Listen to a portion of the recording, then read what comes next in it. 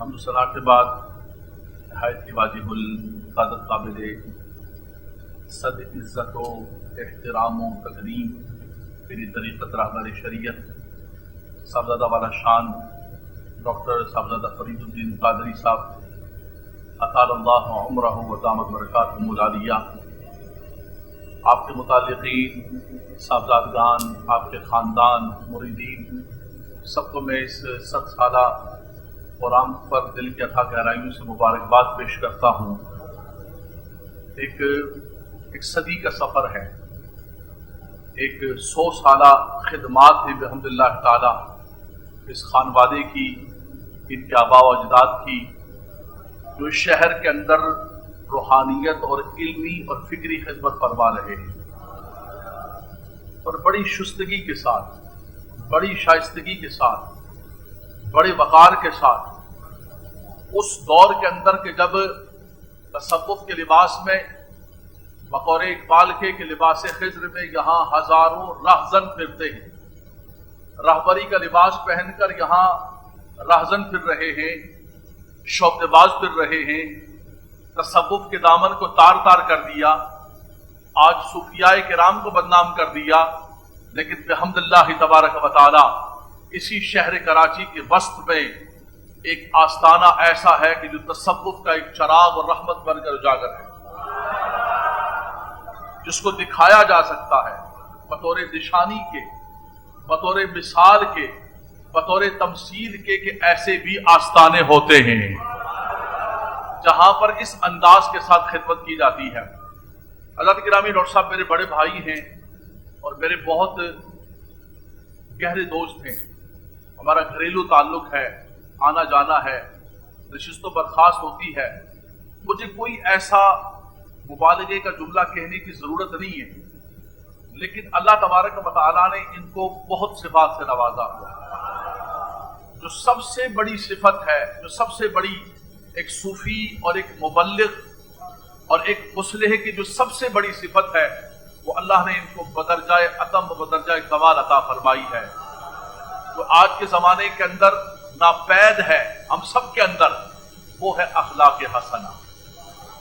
Doctor صاحب کو اللہ تبارک و تعالیٰ نے ایک رفیق القلب، شفیق القلب اور اخلاق سے بھرا ہوا عاجزی انکساری والا شخص بنایا ہے۔ یہ وہ ان کی محبت، وہ محبت کی ان کی کڑیاں ہیں جو ہمیں کھینچ کے یہاں لے کر آتی ہیں، ان کا پیار ہے، اور ہم سوچتے ہیں کہ یہ چھوٹے قادری صاحب ایسے ہیں تو یہ بڑے بابے کیسے ہوں گے۔ نعرہ تکبیر، نعرہ رسالت، نعرہ حیدری، نعرہ غوثیہ۔ یہ آباء و اجداد، ہماری تو ان سے ملاقات ہے، ان کا اخلاق، ان کی محبت، ان کی عاجزی انکساری ایسی ہے تو یہ بڑے بابے کیسے ہوں گے اور کس انداز سے محبت کرتے ہوں گے، مخلوق خدا سے پیار کرتے ہوں گے۔ حضرات گرامی، اس مسجد قادری کا بہت بڑا اعزاز ہے، بہت بڑی خدمت ہے شہر کے اندر، 100 سالہ ایک صدی پر محیط خدمت ہے، اور بحمد اللہ تبارک و تعالی مخلوق خدا سے پیار کیا، ہر آنے والے کو سینے کے ساتھ لگایا، بغیر کسی تفریق کے، رنگ و نسب کے، بغیر کسی امارت و غربت کے، کوئی بھی یہاں پر آیا بحمد اللہ تبارک و تعالی وہ فیض لے کر جاتا۔ مجھے آج سے کئی سال پہلے حضور مفتی اعظم پاکستان مفتی مجیب الرحمان صاحب نے ایک خط دے کر بھیجا، حضرت علامہ مولانا محمد یعقوب صاحب کیماڑی والے رحمۃ اللہ تعالی علیہ، جو انہی بزرگوں کے تربیت یافتہ ہے، ان کے پاس بھیجا کہ بیٹا یہ عالم بھی ہیں اور تعویذ کے بہت بڑے ماہر ہیں، ان سے علم تعویذ سیکھو۔ ان کو خط لکھا کہ میں نے ان کو کہا ہے اور میں بھیج رہا ہوں۔ تو ان کے خلفاء کو اللہ تبارک و تعالیٰ نے اس شہر کے اندر یہ عزت عطا فرمائی، خطابت کے میدان میں، روحانیت کے میدان میں، ہر میدان کے اندر اس مرکز کو اللہ تبارک و تعالیٰ نے، مسجد قادری کو اللہ تبارک و تعالیٰ نے، میں بھی دیکھ رہا تھا مزارات پر، میں حاضری دے رہا تھا، 7 جگہ بنی ہوئی تھی، مسجد بھی ساتھ ہے، 7 جگہ بنی ہوئی تھی، کچھ لوگ نوافل پڑھ رہے تھے۔ یہ تو ایک مسلم بات ہے کہ قبر کی طرف منہ کر کے نماز پڑھنا ناجائز ہے، لیکن مسجدوں کو اور قبروں کو جدا نہیں کیا جا سکتا ہے۔ قرآن مجید فرقان حمید کو اٹھا کر دیکھ لے، قرآن کا ایک طالب علم ہوں، ڈاکٹر صاحب نے ہم نے ARYQ TV پر بہت سارے قرآن و حدیث کے پروگرام ایک ساتھ کیے ہیں۔ رب تبارک و تعالیٰ نے قرآن مجید کے اندر سورہ کہف کے اندر جہاں اصحاب کہف کا ذکر فرمایا، چند نوجوان ہیں، اذ ابى الفتية الى الكهف فقالوا ربنا آتنا من لدنك رحمة وهيئ لنا من امرنا رشدا، اپنے ایمان کو بچانے کے لیے وہ غار کی طرف چلے جاتے ہیں۔ غار کی طرف جاتے ہیں، رب تبارک و تعالیٰ ان پر نیند کو مسلط کر دیتا ہے۔ 300 سال اور 9 اوپر 3 صدیاں وہ سوتے رہے، غار کے صحن کے اندر ہیں، لیکن رب کائنات فرماتا ہے کہ ہم نے سورج کو حکم دے دیا کہ اے سورج وَتَرَى الشَّمْسَ إِذَا طَلَعَتْ تَزَاوَرُ عَنْ كَهْفِهِمْ ذَاتَ الْيَمِينِ وَإِذَا غَرَبَتْ تَقْرِضُهُمْ ذَاتَ الشِّمَالِ وَهُمْ فِي فَجْوَةٍ مِّنْ۔ قرآن نے کیا منظر بیان کیا، فرمایا کہ وہ غار کے صحن میں آرام کر رہے ہیں، ہم نے سورج کو حکم دے دیا کہ سورج طلوع ہوتے وقت بھی تھوڑا سا سائیڈ کی طرف ہو کے چلے جانا کہ ان کو دھوپ زیادہ نہ لگے۔ جو پراپر ایک روٹ ہے، روٹین ہے، اس سے ہٹ کر 1 دن نہیں، 2 دن نہیں، 3 صدیاں نے سورج کو حکم دے دیا کہ تم نے اس انداز سے جانا ہے کہ دھوپ ان کو پہنچے بھی لیکن بہت زیادہ تمازت نہ ہو، بہت زیادہ حرارت نہ پہنچے، ان کو تکلیف نہ پہنچے۔ اللہ اکبر۔ فرمایا کہ وہ وہاں پر آرام کر رہے تھے، اس کے بعد اچانک اٹھ جاتے ہیں، اٹھتے ہیں جب تو آپس کے اندر بات کرتے ہیں کہ ہم کتنا عرصہ ٹھہرے۔ قال قائل منهم کم لبثتم قالوا لبثنا یوما او بعد یوم، کہا کہ 1 آدھ دن ٹھہرے ہیں یا آدھا 1 دن ہوا ہے ہمیں آئے، ہم آئے تھے اور تھوڑا آدھا 1 دن گزر گیا، یہاں 3 صدیاں بیت گئی۔ انسان کے ناخن بڑھ جاتے ہیں، چہرے کی بری حالت ہو جاتی ہے طبیعتوں کے اندر، لیکن وہ ہمارے کشمیر کے رومی کشمیر میاں محمد بخش صاحب فرماتے کہ تو بیلی تے سب جگ بیلی، ان بیلی بھی بیلی، من کان للہ کان اللہ لہ، جو اللہ تبارک و تعالیٰ کا ہو جاتا ہے پھر زمین و آسمان کی ہر چیز اس کی ہو جاتی ہے۔ رب تبارک و تعالیٰ ہر چیز کو اس کا تابع فرما دیتا ہے، کوئی چیز نہ نقصان دے سکتی ہے نہ فائدہ دے سکتی ہے، اگر اس کا کرم ہو جائے، اس کا فضل ہو جائے، اسی سے فائدہ ملتا ہے، اور اگر وہ کسی کو نقصان دینا چاہے تو اسی سے نقصان ہوتا ہے۔ فرمایا کتنا عرصہ ٹھہرے؟ کہا 1 دن یا 2 دن۔ باہر انہوں نے کہا کہ رب جانتا ہے کتنا عرصہ ٹھہرے۔ باہر کا طویل واقعہ ہے، شہر کے لوگ آ گئے، شہر کے اندر وہ گئے ان میں سے کھانا لینے کے لیے، جا کر اس نے پیسے دیے تو وہ نان بھائی حیران ہو گیا، بھائی یہ پیسے تم کدھر سے لے کر آئے ہو، اس کی تو چلن ہی ختم ہو گئی۔ اس نے کہا نہیں کل کی بات ہے، کل ہم گئے تھے، کل ہم غار کے اندر گئے تھے دقیانوس بادشاہ سے چھپ کے۔ انہوں نے کہا جی کون دقیانوس بادشاہ؟ یہ تو کوئی پرانا کتنی صدیاں پہلے، آج روئے زمین پر کوئی نہیں ہے۔ بہرحال اس وقت کا جو بادشاہ تھا وہ مواحد تھا، وہ بھی آ گیا، ساری کی ساری چیزیں ہو گئی۔ اس کے بعد اللہ تبارک مسلط فرما دی اور وہ فوت ہو جاتے ہیں۔ جب وہ فوت ہو جاتے ہیں تو لوگوں کے اندر تنازع ہوتا ہے، ہم امرہم قالوا بنوا علیہم، کسی نے کہا کہ یہاں پر ایک عمارت بنا دو، کسی نے کہا کہ مسجد بنا دو۔ اللہ اکبر۔ قال الذین غلبوا علی امرہم لنتخذن علیہم مسجدا، کہتے ہیں یہ مزاروں کے ساتھ مسجدیں کہاں آ گئیں؟ تو یہ آج نہیں ہے، اصحاب کہف کو اٹھا کر دیکھ لو، بزرگوں کے مزارات ہیں اور ان کے ساتھ عبادت کے لیے مسجدیں موجود۔ قال الذین غلبوا علی امرہم لنتخذن علیہم مسجدا، قرآن پڑھ رہا ہوں میں، آج کا اتھینٹک زمانہ ہے کہ نوجوان بچے ہمارے بیٹھے ہوئے، ادھر ادھر کی بات نہیں ہے، مسترد بات۔ قرآن کیا کہتا ہے؟ فرمایا وہ اصحاب کہف کے مزارات کے پاس اللہ کے جو نیک بندے غالب تھے، انہوں نے کہا کہ کچھ عمارت نہ بناؤ، یہاں پر یہ اللہ والے تھے، ایک مسجد بنا دو، لوگ نماز پڑھتے رہے۔ تو ان اللہ والوں نے بھی اس مسجد کو قائم کیا، اور یہی آقا دو جہاں صلی اللہ علیہ وسلم کی طبیعت مبارک۔ حضور علیہ السلام جب مدینہ منورہ شریف پہنچے، ہم کسی جگہ ہجرت کر کے جاتے ہیں، مائگریشن کرتے ہیں، مائگریٹ ہوتے ہیں، ہجرت کرتے ہیں، تو سب سے پہلے جا کے کہتے ہیں کہ یار مجھے کوئی گھر تو مل جائے، میرے گھر کا کچھ ہو جائے، میرے سر چھپانے کی کچھ ہو جائے۔ لیکن آقا دو جہاں صلی اللہ علیہ وسلم مدینہ پاک میں جب پہنچے تو حضور نے اپنے گھر کا نہیں بلکہ اللہ کے گھر کے تعمیر کا پہلے کام کیا. پہلے قباء کے اندر مسجد تعمیر فرمائی. لمسجد اسس علی التقوی من اول یوم احق ان تقوم فیہ. اس مسجد کو بنایا اور اس کے بعد آقا دو جہاں صلی اللہ علیہ وسلم 14 دن کے بعد جب آگے چلتے ہیں اور آپ کی اونٹنی چلتی ہے، ہر شخص کی یہ تمنا ہے کہ حضور کی یہ اونٹنی میرے گھر کے آگے ٹھہر جائے. حضور نے فرمایا کہ مامور من اللہ ہے، فرمایا اس کو چھوڑ دیا ہے، یہ اللہ کے امر پر اللہ کے حکم پر چلے گی، جہاں اللہ کا حکم اور امر ہوگا وہاں جا کے ٹھہرے گی. حضرت ابو ایوب انصاری رضی اللہ تعالیٰ عنہ کا نصیب جاگ جاتا ہے، ان کے گھر کے آگے جا کے ٹھہرتی ہے. اللہ اکبر. وہاں پر آقا دو جہاں صلی اللہ علیہ وسلم نے پھر جو ہے مسجد نبوی کی تعمیر شروع فرمائی. زمین 2 یتیم بچوں کی، ان کے ورثاء کو بلایا گیا، قیمت ادا کی گئی. قربان جائیے سیدنا صدیق اکبر رضی اللہ تعالیٰ عنہ کی اولیت پر، آپ کی فوقیت پر، آپ کی فضیلت پر. اے ابو بکر آپ کے نصیب پر قربان. آپ ایمان لانے کے اندر بھی اول ہیں، آپ ہجرت میں بھی اول ہیں. ثانی اثنین اذ ہما فی الغار اذ یقول لصاحبہ لا تحزن ان اللہ معنا. نبی کریم صلی اللہ علیہ وسلم نے فرمایا کہ ابو بکر سارا مال خرچ کر دیا یا کچھ باقی ہے؟ اللہ اکبر. اور ایک جملہ میں یہاں پر کہوں گا، میں دنیا کے اندر ڈاکٹر صاحب نے جیسے ذکر کیا، پوری دنیا میں اللہ کے دین کے لیے سفر کرتے ہیں، امریکہ میں، کینیڈا میں، یورپ میں، برطانیہ میں، افریقہ میں. ہمارے کراچی کے بہت سارے لوگ جو ہے ٹورنٹو میں بھی آباد ہیں، ہیوسٹن میں، ڈیلس کے اندر آباد ہیں. اور یہ انسان ایک شہر سے ہجرت کرتا ہے، مائیگریٹ ہوتا ہے اپنے فیوچر کو برائٹ کرنے کے لیے. ان سے پوچھو کہ یار تم نے یہ شہر کیوں چھوڑا ہے، یہ گلیاں کیوں چھوڑی ہیں جہاں تمہارا بچپن گزرا؟ انہوں نے کہا کہ اپنے بچوں کے مستقبل کو روشن کرنے کے لیے. اللہ اکبر. دنیا کے یہ اصول ہے کہ مائیگریشن، لیکن ایک ہجرت ایسی ہوئی ہے جو مستقبل کو روشن کرنے کے لیے نہیں بلکہ مستقبل سارا قربان کر کے مصطفیٰ کریم کے نگاہ کے اندر کامل ہونے کے لیے. اللہ اکبر.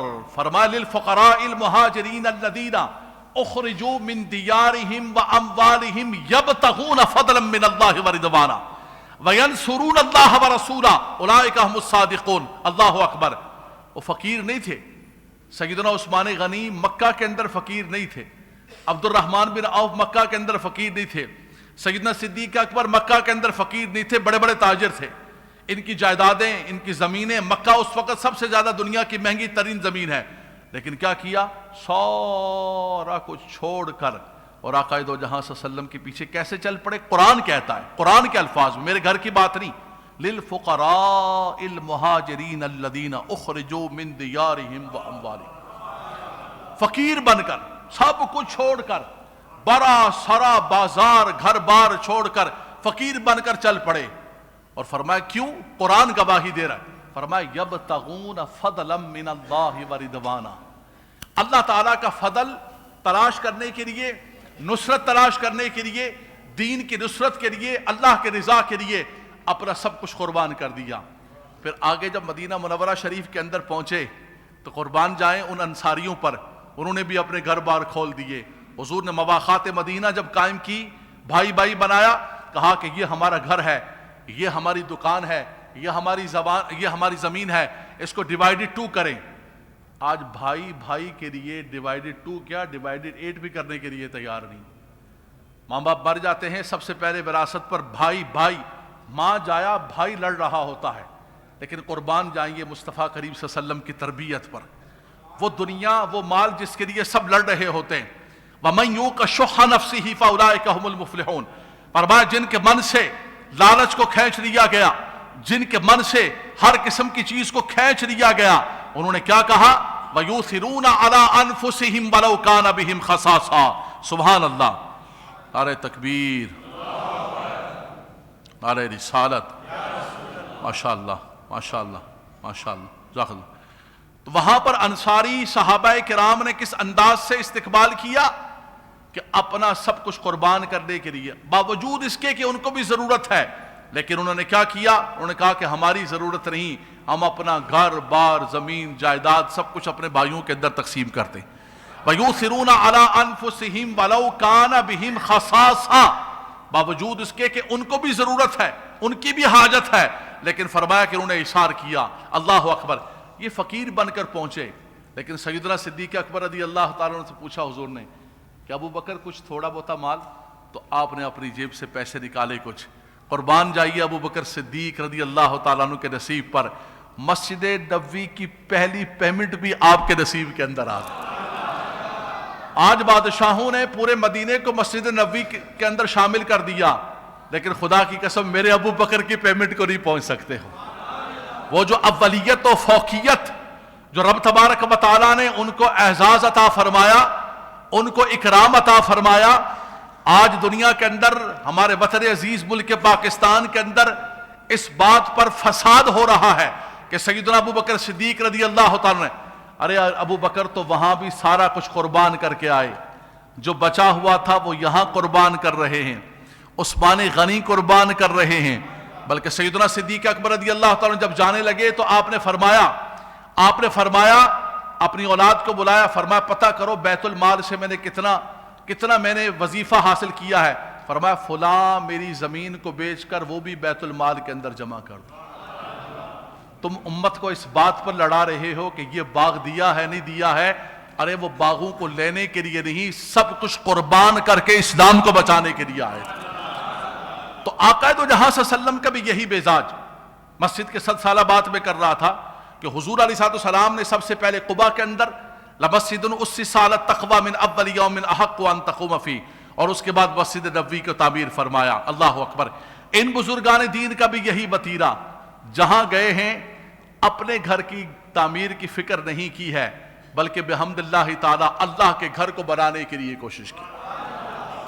ہمارے ہاں کوٹلی کے اندر حضرت جاتے رہتے ہیں، ایک حضرت خواجہ محمد صادق صاحب رحمۃ اللہ تعالی علیہ سلسلہ نقشبندیہ کے بزرگ گزرے ہیں، میرپور سے وہ کوٹلی شفٹ ہوئے، جب ڈیم جو ہے ان کا علاقہ ڈیم کے اندر آ گیا تو انہوں نے اپنے آستانے کی طرف سے کم 200 مساجد کو تعمیر کی ہے۔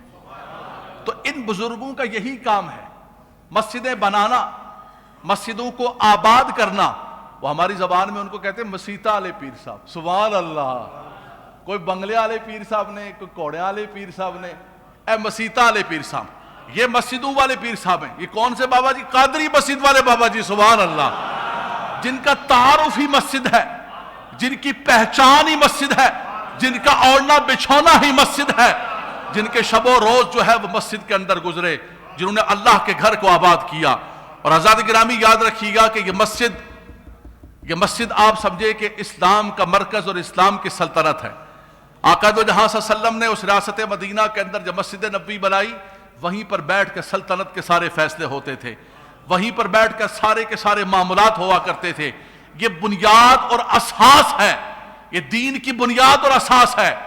آج ہم مسجدوں سے دور ہو گئے، دنیا جہان کے ساری چیزوں کو ہم نے آباد کر لیا ہے، لیکن مسجدوں کو ہم نے ویران کر دیا ہے۔ حضرات گرامی، جن بزرگوں کے ہاں آج بیٹھے ہوئے ہیں، ان کا یہی سبق ہے کہ خدا کے بندو، مسجد سے اپنا تعلق مضبوط کرنا، مسجد کے ساتھ اپنا رشتہ مضبوط کرنا، مسجد کی طرف آنا جانا رکھنا۔ نبی کریم صلی اللہ علیہ وسلم نے فرمایا کہ جو صبح اور شام کو مسجد آتا ہے، اللہ اکبر، فرمایا رب تبارک و تعالی اس کے لیے جنت کے اندر مہمانی تیار کرتا ہے۔ من راح الی المسجد، فرمایا جو صبح و شام مسجد کی طرف آتا ہے، قدم اٹھاتا ہے، فرمایا رب تبارک و تعالی اس کے لیے جنت کے اندر مہمانی، ادھر قدم اٹھ رہے ہوتے ہیں، ادھر مہمانی تیار ہو رہی ہے۔ اور فرمایا کہ یہ جو اللہ کے گھر کی طرف اٹھے ہوئے قدم ہیں، فرمایا یہ عام قدم نہیں ہیں، یہ ایسے ہیں جیسے جہاد فی سبیل اللہ کے لیے قدم۔ نبی کریم صلی اللہ علیہ وسلم کی مبارک حدیث مشکات کی، فرمایا کہ جو اندھیروں کے اندر اپنے قدموں کو اللہ تبارک و تعالیٰ کے گھر کی طرف اٹھاتے ہیں، بشر المشائین، فرمایا ان قدم اٹھانے والوں کو، چلنے والوں کو بشارت دے دو، فرمایا ان کے یہ قدم اٹھ رہے ہیں اندھیروں کے اندر، قیامت کے دن رب تبارک و تعالیٰ انہیں ایسا نور تام عطا فرمائے گا کہ میدان محشر میں بھی، پل صراط پر بھی وہ کامیاب ہوں گے اور جنت کے اندر داخل ہوں گے۔ بہت بڑی چیز ہے ذات گرامی، مسجد بہت بڑی چیز ہے۔ دیکھیں ان بزرگوں نے، ان کے خانوادے نے اس مسجد کو بنایا، پورے شہر کے اندر بحمد اللہ تعالی، بلکہ پوری دنیا کے اندر اس قادری مسجد کی شہرت ہے۔ آپ سمجھے بات کو؟ وہ چاہتے تو اپنا گھر بنا کر اس پر کوئی نام رکھ لیتے، انہوں نے یہ نہیں چاہا، انہوں نے چاہا اللہ کے گھر کا نام ہو، اللہ کے گھر کا نام بلند و بالا ہونا چاہیے۔ انہوں نے تو اپنا کردار ادا کیا، لیکن حضرات گرامی ایک آپ کا کردار ہے۔ انگریز کے دور میں لاہور کے اندر ایک جامعہ نظامیہ لاہور ہم نے پڑھا ہے، اس کے آگے شالوی دروازہ ہے، وہاں ایک مسجد کو شہید کر دیا گیا، تو سارے لاہوری کھڑے ہو گئے، راتوں رات لوریوں نے کھڑے ہو کر اس مسجد کو بنا دیا، اور اس مسجد کا نام ہی ہو گیا مسجد شبر۔ تو ڈاکٹر علامہ اقبال نے روتے ہوئے کہا کہ لوریو، اور مسجد تو بنا لی تھی، نماز کن نے پڑھنی ہے جی؟ ہمارے سنیوں کا یہی کام ہے کہ مسجدیں بنا لیتے ہیں، لیکن آباد کون کرے گا؟ آباد کرنے کا فرمایا مسجد تو بنا دی شبر میں ایمان کی حرارت والوں نے، من اپنا پرانا پاپی ہے برسوں میں نمازی بن نہ سکا۔ ان بزرگوں کے خدمات پر قربان انہوں نے مسجد کو بنایا بھی اور مسجد کو آباد بھی فرمایا۔ یہ رونقیں، یہ بہاریں بحمداللہ ایک صدی گزر گئی ہے، ایک صدی گزر گئی، ایک 100 سالہ خدمت ہے ان کی بحمداللہ تبارک و تعالی۔ یہ رونقیں گھٹ نہیں رہی ہیں بلکہ بڑھتی ہی چلی جا رہی ہیں۔ اللہ تبارک و تعالی قبلہ صاحب کے علم میں برکتیں رحمتیں عطا فرمائے، ان کی جو ملن ساری ہے، ان کا جو اخلاق ہے، ان کا جو پیار ہے، ان کی جو شفقت ہے۔ علامہ نسیم صدیقی صاحب بیٹھے ہوئے، رحمانی صاحب بیٹھے ہوئے، ان کا تو بہت طویل ان کے ساتھ تعلق ہے۔ یہ شفقتیں محبتیں سارے علماء کو لے کر آتی ہیں۔ اللہ تعالیٰ نے ان کو جو عطا فرمائیں، ان کے بزرگوں کے صدقے رب تبارک و تعالیٰ ہمیں بھی اس میں سے حصہ عطا فرمائے، ہماری اولادوں کو حصہ عطا فرمائے۔ میں نے خطاب کے شروع میں اس لیے دعا کی نیت سے کلمات پڑھے تھے کہ رب تبارک و تعالیٰ اس بارگاہ کے صدقے دونوں جہانوں کے اندر عزت عطا فرمائے۔